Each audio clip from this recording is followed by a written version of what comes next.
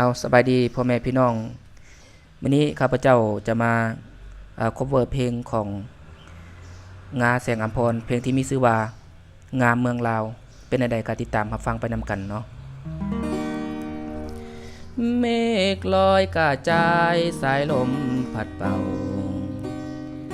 งามแท้เมืองลาวแวววาวสวยสะดุดตาพงสาลีสำเนื้องามเหลือสุดพันละนาอุดมใสบ่อแก้วนำทาสมสาวประสามีสุขทั้งปวงเขตแคว้นแดนใดหาใสเทียบทันน้ำของนำคานประสานกอดใจเมืองหลวงไสยาบุรีทินนี้ยังฟังในสวงเวียงจันทร์เสียงโควงจากมาแสนห่วงคืนนั้นลาตีเสิร์สันเวียงจันทร์นครหลวงใจหลายล้านดวงขอน้อมนมัสการบริคำใสคำมวลทบทวนให้ใจใฝ่ฝันสวรรณเขตติดสารวันตำนานเมืองไดโนเสาร์จำปาเบ่งขาวสาวลาวพี่น้อง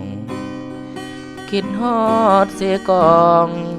นวลน้องงามแท้น้อยเจ้า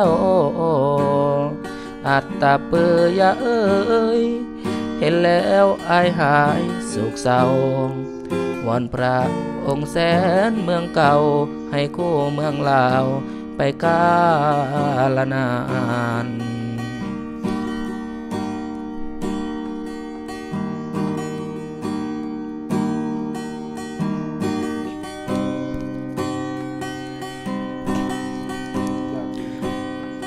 ลาที่เสิร์สันเวียงจันทร์นครหลวงใจหลายล้านดวงขอน้อมนมัสการบริคำใสคำมวลทบทวนให้ใจใฝ่ฝันสวรรณเขตติดสา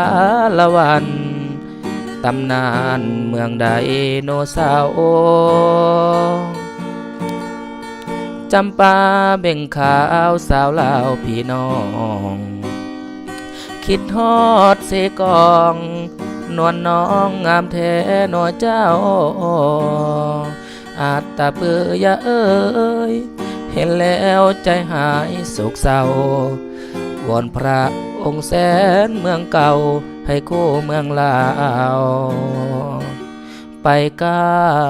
ลนาน